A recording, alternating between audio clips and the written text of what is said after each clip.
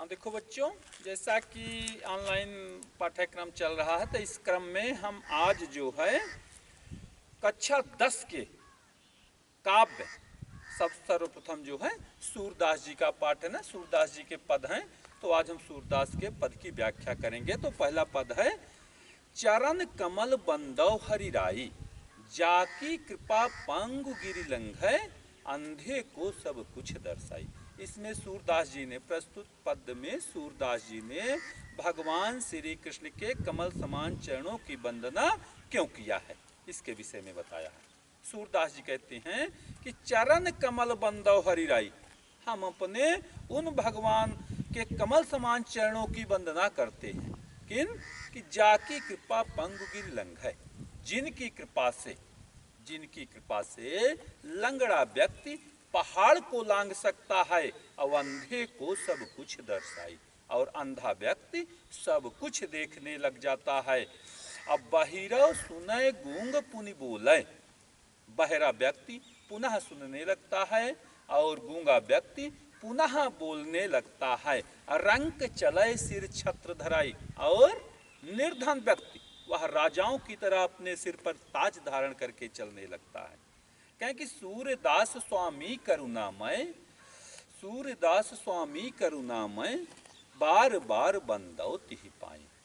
आगे सूरदास जी कहते हैं कि ऐसे करुणा के सागर भगवान श्री कृष्ण की हम बार बार वंदना करते हैं।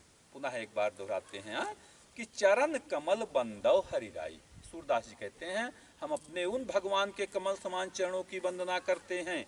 जाकी कृपा पंगु गिरि लंघै, जिसकी कृपा से लंगड़ा व्यक्ति पहाड़ लांघ सकता है और अंधे को सब कुछ दर्शाई, और अंधा व्यक्ति वह सब कुछ देखने लग जाता है। अब बहिरव सुने, बहरा व्यक्ति सुनने लगता है। गूंग पुनि बोले, और गूंगा व्यक्ति पुनः बोलने लगता है। रंक चले सिर छत्र धराई, और निर्धन व्यक्ति अपने सिर पर राजाओं की तरह छत्र धारण करके चलने लगता है। कहें कि सूरदास स्वामी करुणामय बार बार बंदौ तिहि पाई। सूरदास जी कहते हैं ऐसे करुणा के सागर भगवान श्री कृष्ण की हम बार बार वंदना करते हैं। ठीक, ये पहले का था। अब दूसरा है, अविगत गति कछु कहत न आवै। इसमें सूरदास जी ने बताया है कि हम निर्गुण निराकार ब्रह्म के गुणों का वर्णन क्यों नहीं करते। कहें कि अविगत गति कछु कहत न आवै। सूरदास जी कहते हैं उस निर्गुण निराकार ब्रह्म के विषय में कुछ कहते सुनते नहीं बनता। क्यों?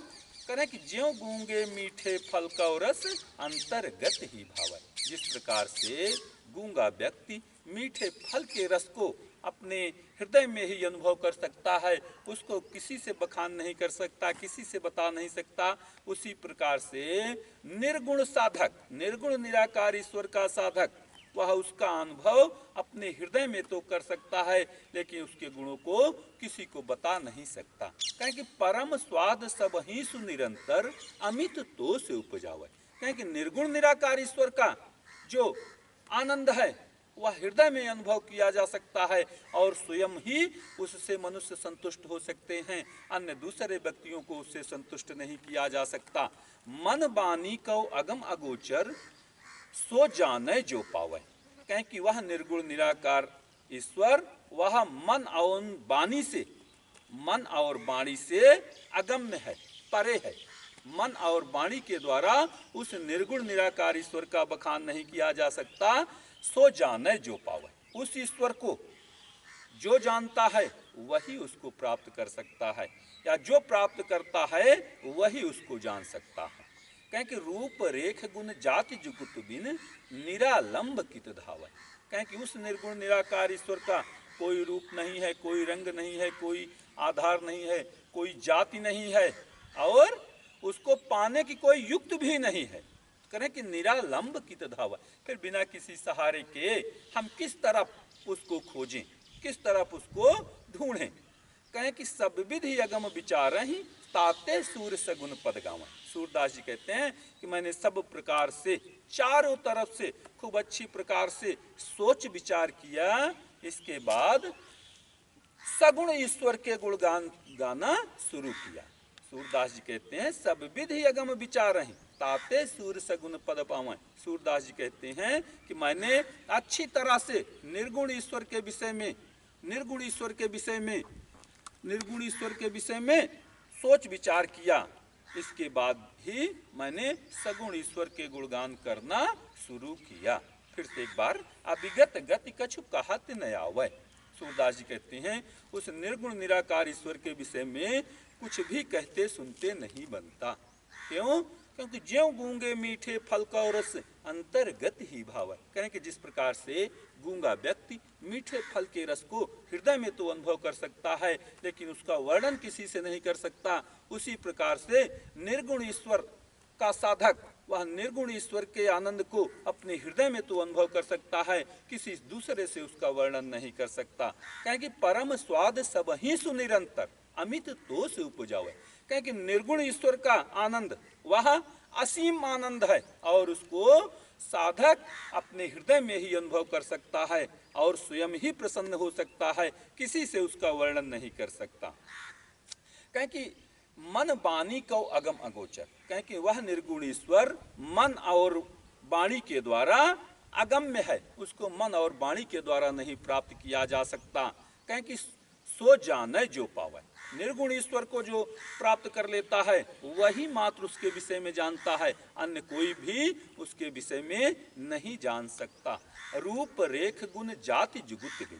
कहें कि वह निर्गुण ईश्वर का कोई रूप नहीं है, कोई रंग नहीं है, कोई आकार नहीं है और उसको प्राप्त करने की कोई युक्त भी नहीं है। जुगत बिन, उसको प्राप्त करने की कोई युक्त भी नहीं है। तो निरालंब कित धावै।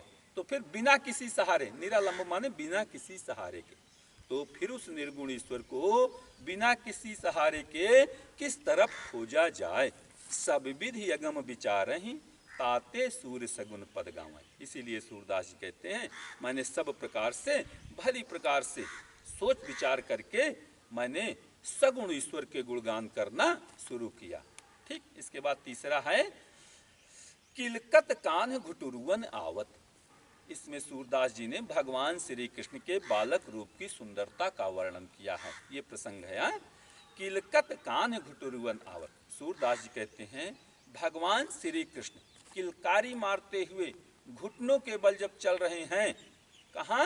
मणिमय कनक नंद के आंगन बिंब पकड़िबे धावत। कहें कि भगवान श्री कृष्ण किलकारी मारते हुए घुटनों के बल मड़ियों से जड़े हुए नंद बाबा के आंगन में बिंब पकड़िबे धावत, अपने ही प्रतिबिंब को पकड़ने के लिए दौड़ रहे हैं।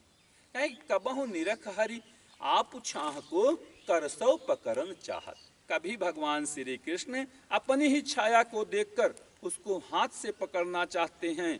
अकिलकत हंसती राजत दो दतियां पुनि पुनि तिहि अवगाहत। कहें कि जब भगवान श्री कृष्ण किलकारी मारकर हंसते हैं तो उनके आगे के दो दांत इस प्रकार सुशोभित होते हैं कि पुनि पुनि अवगाहत, और वह बार बार अपने हाथों से इशारा करके बुला रहे हैं या छाया को पकड़ने का प्रयास कर रहे हैं।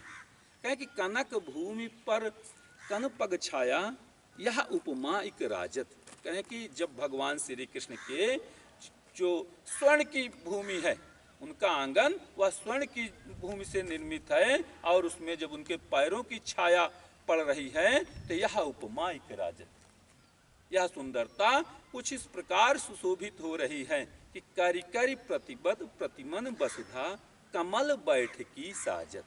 कि मानो मानो नंद बाबा के आंगन में स्थान स्थान पर कमल रूपी आसन सजाया गया हो। अब बाल रूप सुनी निरख जसोदा पुनि पुनि नंद बोलावत। कहें कि भगवान श्री कृष्ण के इस बालक रूप को देखकर यशोदा माता बार बार नंद बाबा को बुलाती हैं और अचरा तरलय ढाकी सूर्य के प्रभु को दूध पियावत। कहें कि इसके बाद सूरदास जी कहते हैं कि यशोदा माता भगवान श्री कृष्ण को अपनी गोद में उठाकर उनको अपनी आंचल से ढककर दूध पिलाने लगती, दूध का पान कराती हैं। पुनः एक बार देखो किलकत कान घुटुरुवन आवत। सूरदास जी कहते हैं कि भगवान श्री कृष्ण किलकारी मारते हुए घुटनों के बल चल रहे हैं। कहाँ? मणिमय कनक नंद के आंगन बिंब पकड़िबे धावत। नंद बाबा के मड़ियों से जड़े हुए स्वर्ण निर्मित आंगन में वह छाया को पकड़ने के लिए दौड़ रहे हैं। कबहु निरख हरिया पूछा कौ करसौ पकड़न चाहत। कभी भगवान श्री कृष्ण अपनी छाया को देखकर उसको हाथ से पकड़ना चाहते हैं। किलक हंसत राजत द्वैदतिया पुनि पुनि तिहि अवघात। जब भगवान श्री कृष्ण किलकारी मारते हैं तो उनके आगे के दो दांत अत्यधिक सुशोभित होते हैं। अब पुनि पुनि तिहि अवगाहत, और वह बार बार जो है इस घटना को दोहराते हैं। अब बार बार इस घटना को दोहराते हैं। कनक भूमि कर परपग छाया यह उपमा एक राजत। भगवान श्री कृष्ण जब स्वर्ण निर्मित आंगन में उनके हाथों और पैरों की छाया पड़ती है तो वह इस प्रकार सुशोभित होती है कि जैसे कारिकारी प्रतिबंध वसुधा कमल बैठ की साजत। मानो स्थान स्थान पर स्वर्ण निर्मित आंगन में स्थान स्थान पर कमल का आसन लगाया गया हो, कमल की आसनी बिछाई गई हो।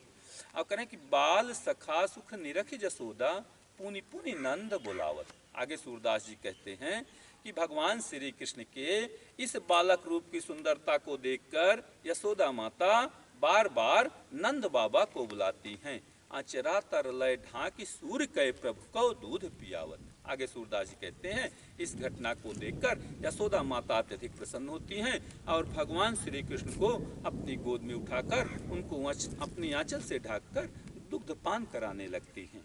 ठीक।